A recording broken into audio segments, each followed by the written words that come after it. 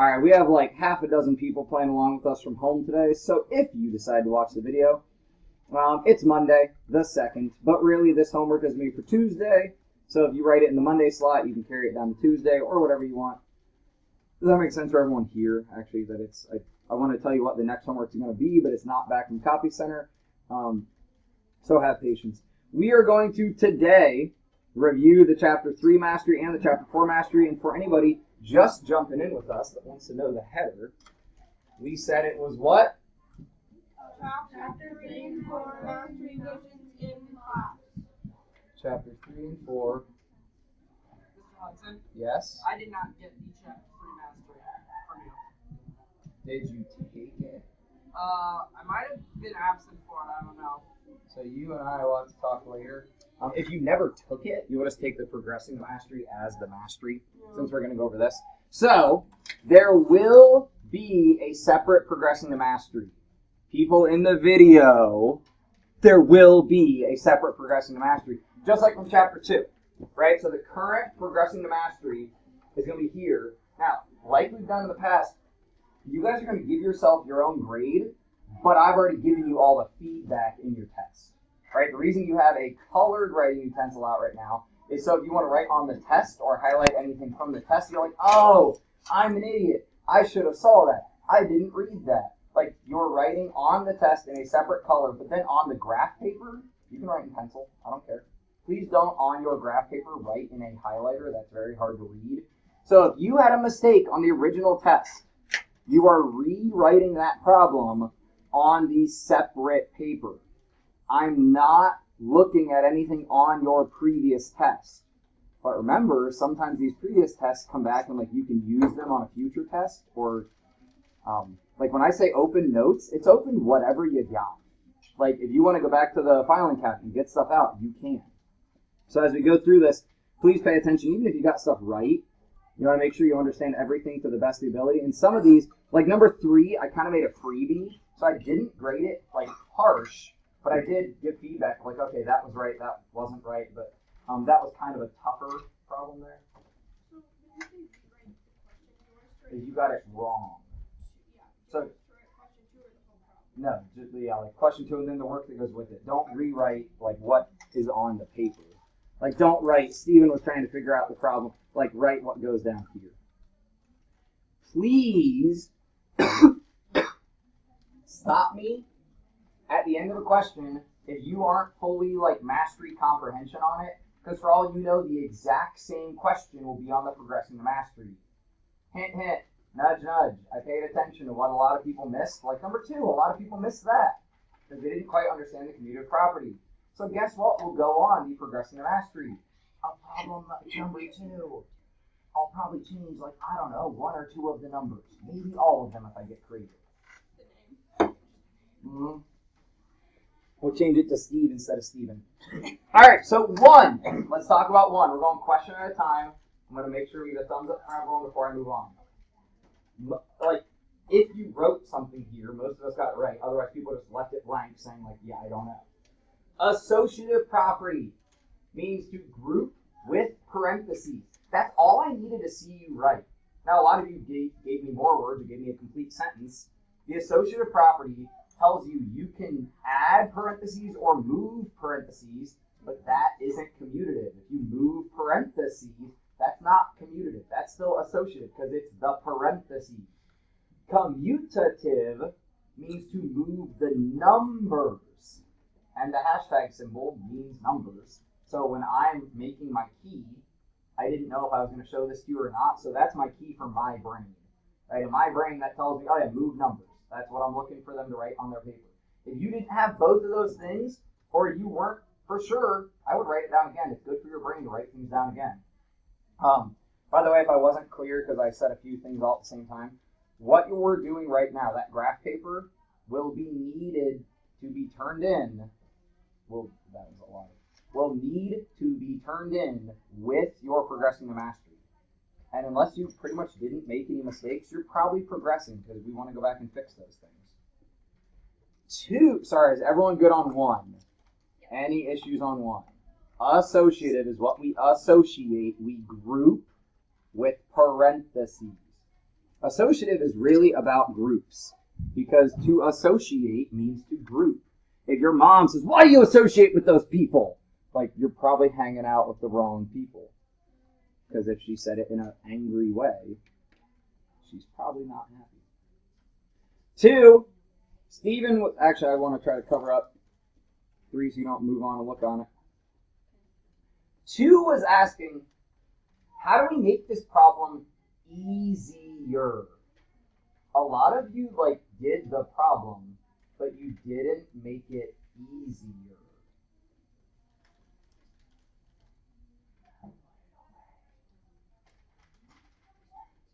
I don't know if you were doing that to try to avoid seeing answers, but you should pay attention to this so then when you go to do it, it's easy. Right? Don't not pay attention all because you don't have a test to look at. I don't care. As long as I can read it. Just highlighters are hard to read when you write real thick. So to commute means to move. And 25 times 37 is not easy. And neither is 4 times 37. To make this problem easier, the easiest, move the 4 to the 25, either way out front or in between, make the 100, and then multiply by 37. That is easy. Even if you argue 4 times 37 isn't that bad, the resulting number times 25 is. So you really had to say, move the 4 to be with the 25, get the 100, and then multiply with that. And I guarantee there will be a problem like that on the Progressing to Mastery. On number 3, it's asking, how did I go from step 1 to step 2? That property goes over here. So the original expression is because from step 0 to step 1, we just wrote the original expression. Right? If there was a step 0, that's when we have a blank page. So the first thing we did was write the original. Then, what did we do between here and here? Well, my parentheses shifted. Now, some people said commutative because parentheses moved. Commutative moves numbers. All of our numbers stayed in the same places. The grouping changed. Why did they change the grouping here? What were they trying to do? Why did they put the 2x with the 3x instead of the 3x with the 19? Really?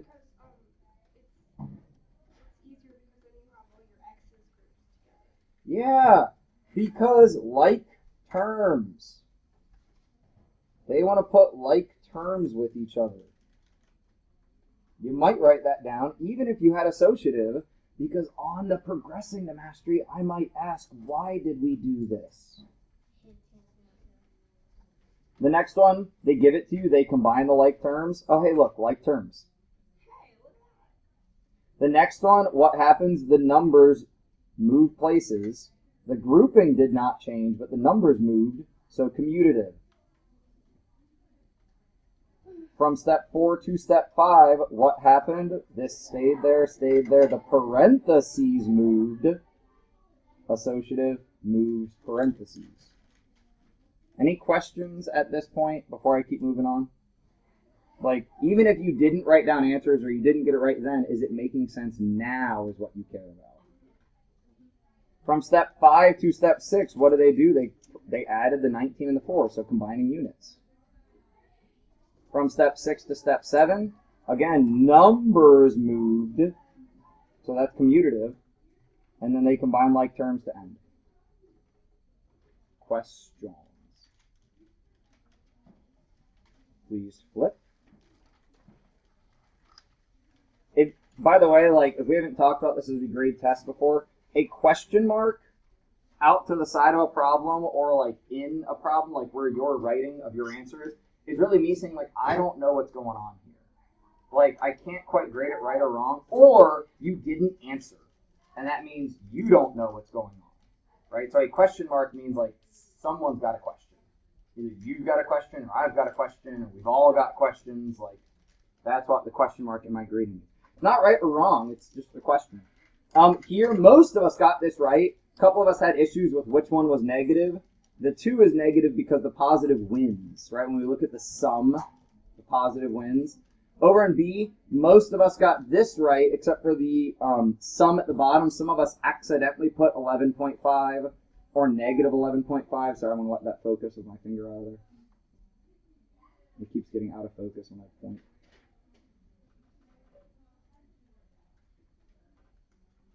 Any questions on 4?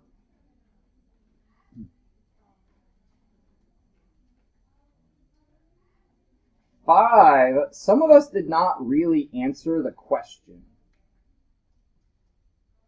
So 5 was asking, tell Marcus everything he needs to know. Is he right or wrong and why? Well, he's kind of half right. Right? One part of what he said is right. One part of what he said is wrong. So the product works, the multiplication. The sum does not. Guys, I know I got some people that between 5 and 6 have some writing to do on your revision sheet. So please, tell me you need a minute if you need a minute. Does 5 make sense to us that when we test it, you didn't have to show the diamond. You could just show it just like I did. Because I wanted to make an example of my key and say, yeah, you... And seriously, what I have written on my key is enough. It's not as much as you could write, but it's enough. Right? Half right, product works, sum does not. Sorry, friends, little sister, Marcus. Sorry, Marcus, you're halfway there. Now, some of you went the extra step and told me what 2 numbers would work. Was that any of you? What 2 numbers would produce a positive 14 and get a negative 15 when added? What were they?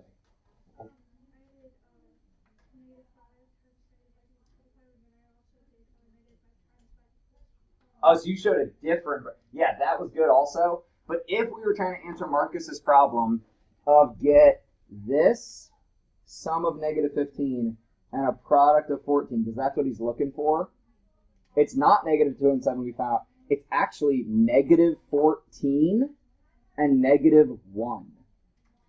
Think about that. Negative 14 times negative 1 would make a positive 14. But negative 14 plus negative 1 would make the negative 15 that we're supposed to get. Not this negative 9, which is actually wrong. Questions on that? So in 6, it is a written response, but notice, and hopefully that focuses here in a second. Hello. You can kind of read it. So when they ask about do 3.2 times 0.04, I'm going to try to get this focus back because I don't want to give anyone a headache or anything.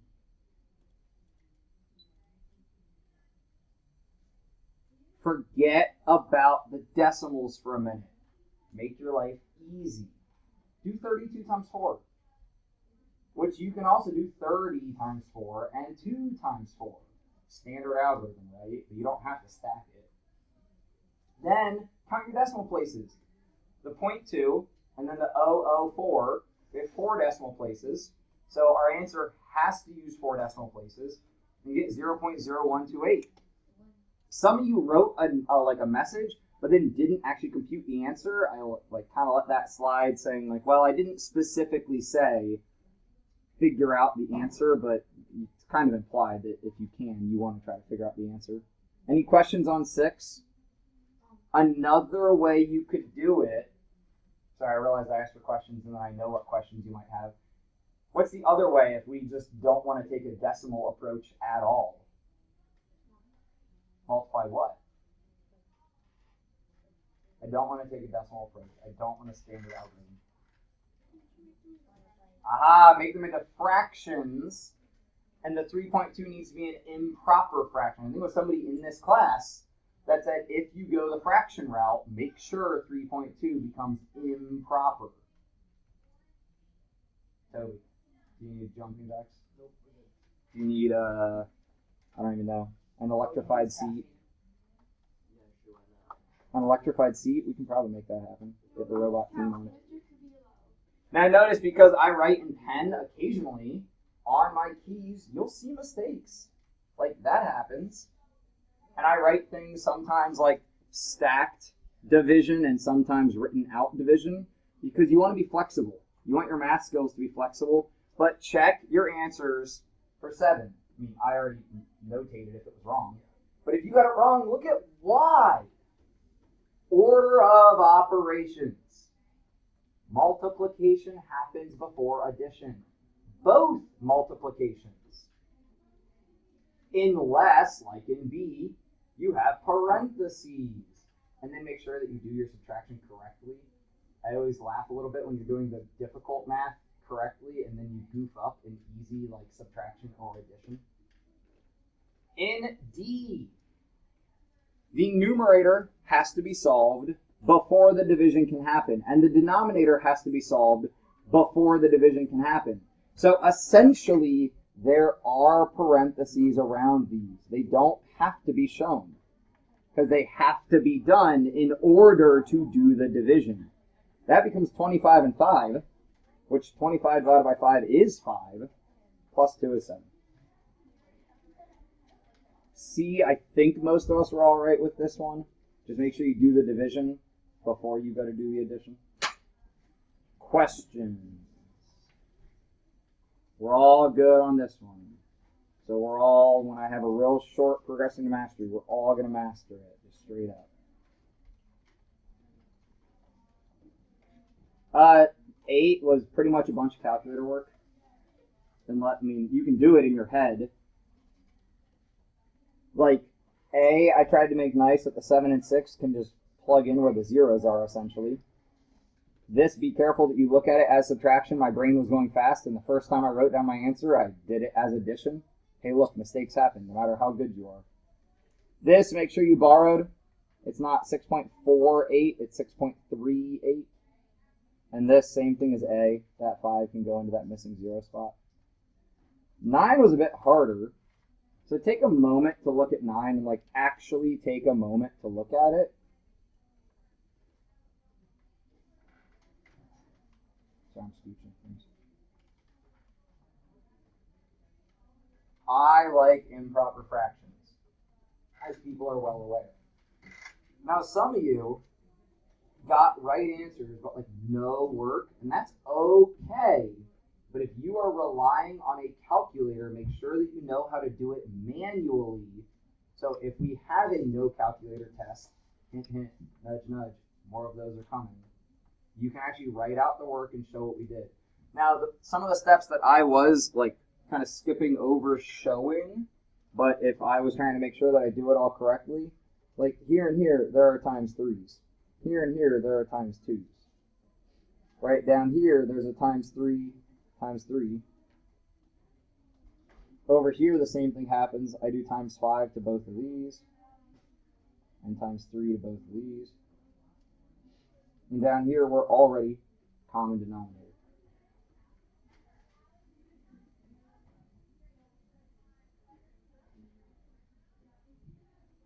Questions? And then I had forgot my negative.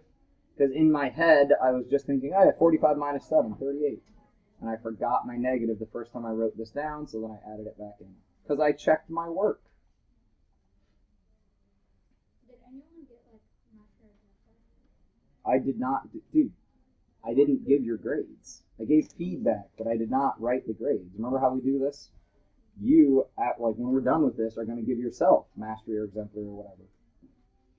C, I did not need you to be specific, and please hear me when I tell you, I did not grade your leftover. So if you said 3.5 or 3 1/3, or I didn't grade that. I was just looking for 3 and some left over. So one way we can check this is, well, 10 quarter-pound bags. Well, because 10 over 4, 10 quarter-pound bags, right? That's 10 times 1/4. That is 10/4, and 10/4 is the same as 5 over 2 when it reduces. Oh, hey, look at that down here.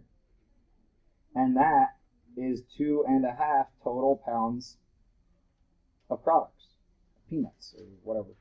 I didn't even tell you what kind of nuts. Toasted almonds are the best kind. Same thing down here. If we look at 5 times a half, 5 half-pound bags, that's 5 over 2, which is 2.5, or 2.5. Now, C is different because the numerator of 3/4, so if we go to check this, right, we would do 3 times 3/4, which gets us 9/4. So really, we have a 1/4 left over.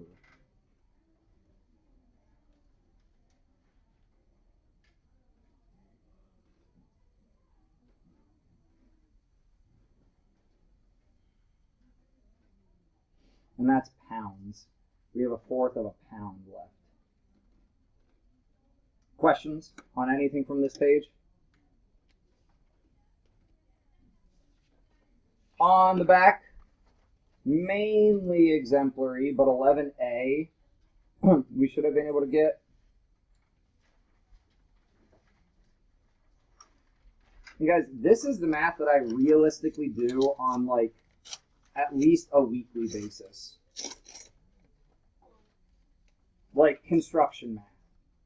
I was just at Home Depot yesterday, literally, and my wife was there with me, and my wife is a very patient person because she always has to listen to me complain about math.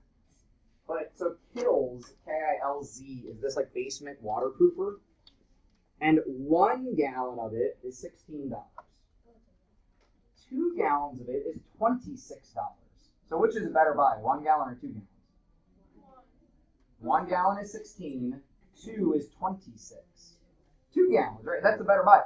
But then 5 gallons is about $80. That's the worst price out of all of them. So this is where practical math comes into play.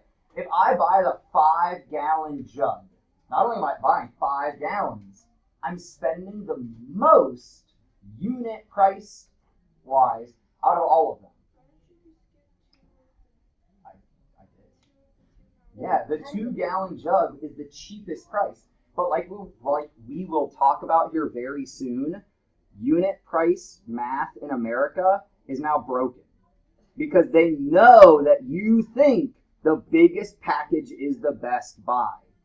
So you grab the giant thing of toilet paper, and you don't realize the small pack is actually cheaper when you do the math. Like of if I bought 5 small packs versus the giant pack. Like, so this is where you got to do math in the store. But real quick up here, 10 feet, 12 feet in every, 12 inches in every foot. So if you wanted to see the conversion math on that, it's really 10 feet, and we put that over 1, times 12 inches over 1 foot. And when we did this in class, the units on top and bottom cancel, and that's how we get our 120. That's 120 inches now, because that label stays. So my 120 inches, we divide by 8 inches.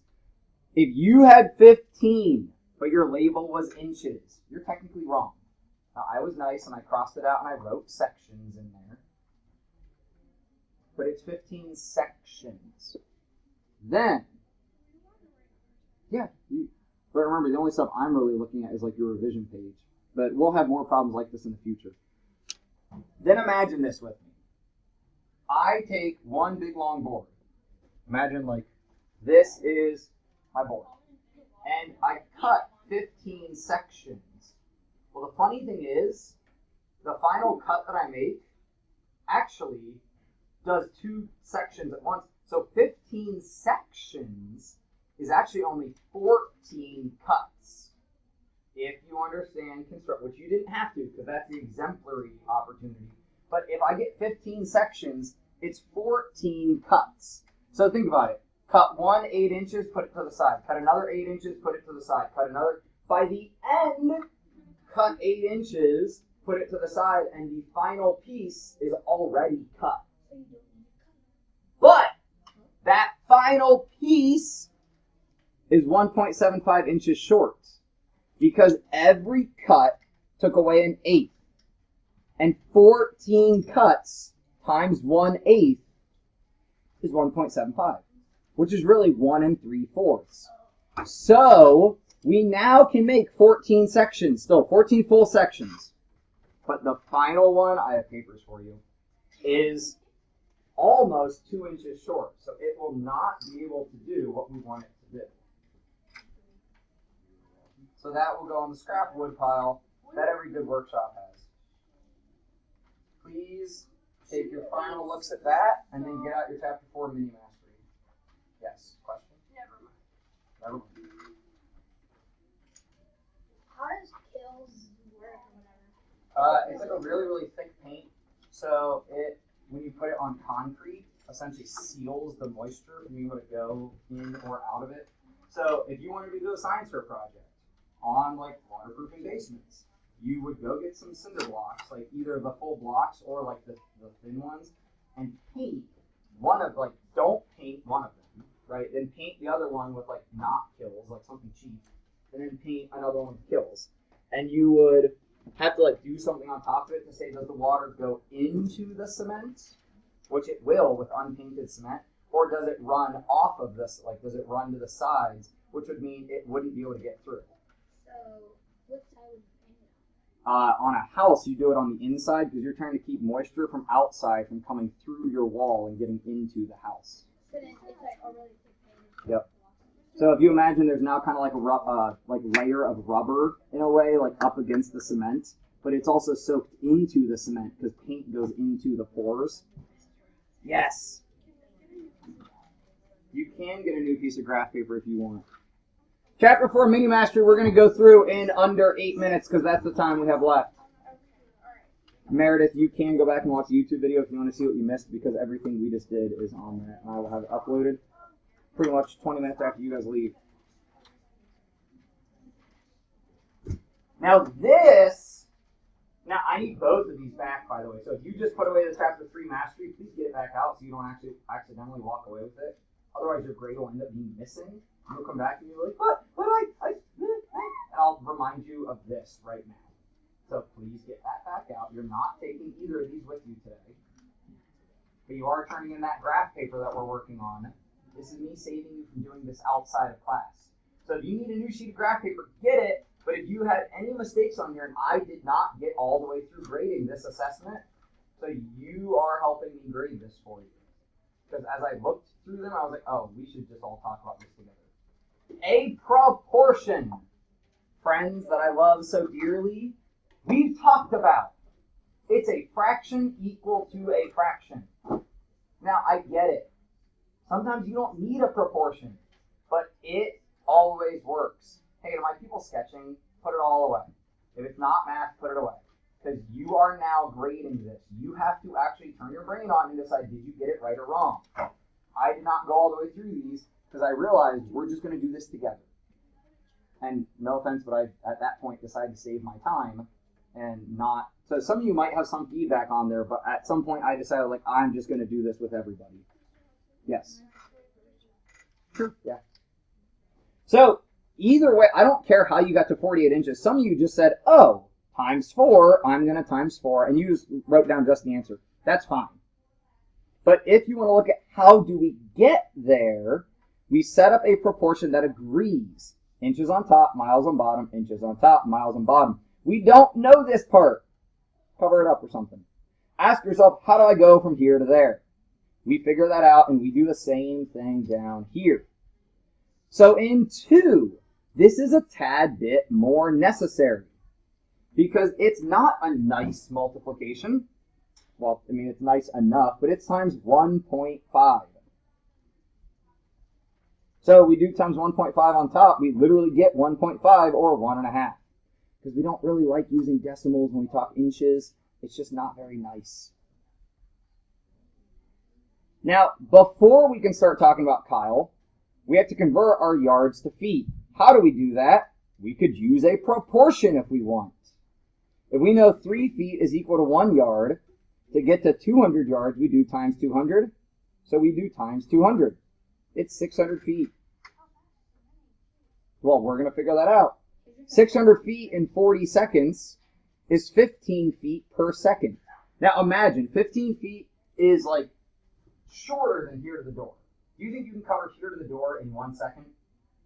Yeah, probably. I mean, 1/1000 is a second is pretty long, but can you do that for 200 yards continuously, or could you do it for a mile continuously? So it's not just how fast is he going; it's could you keep that speed?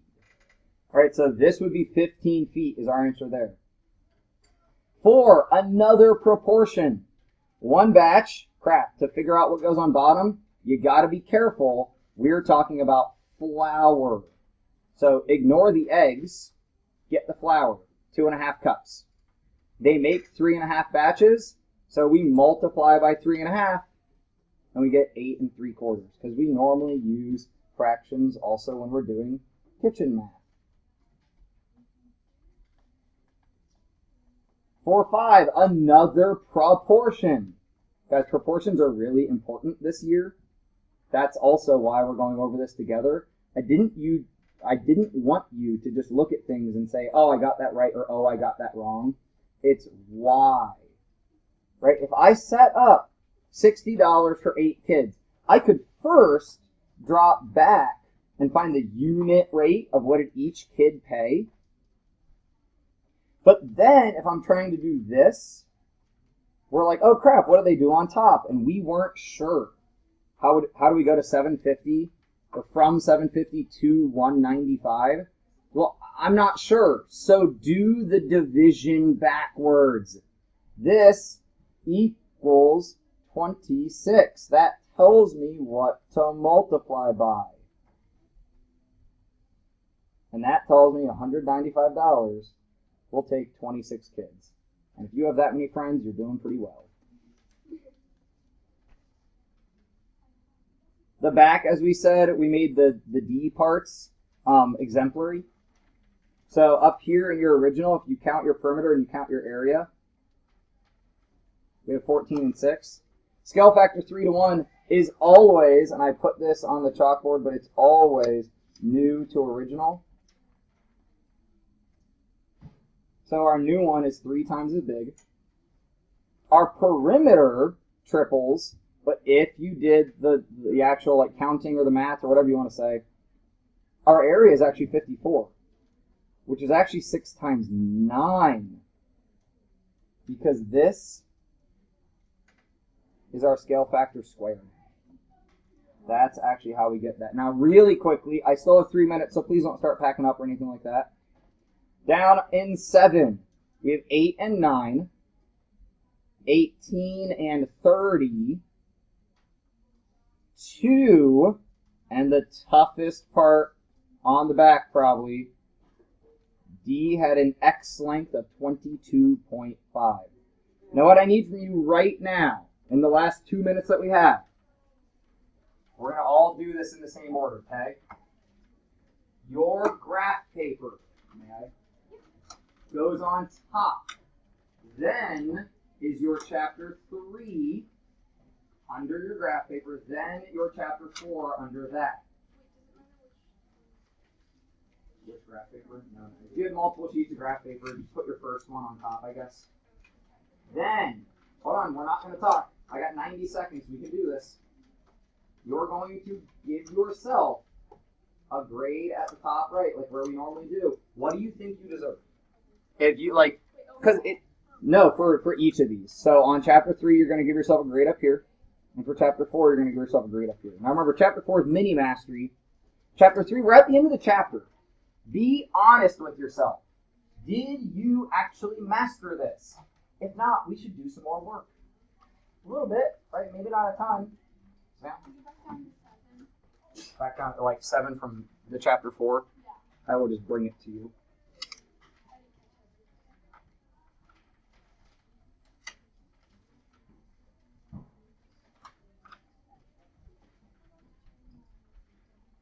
Oh, just sticking my pen, which is on my desk right now.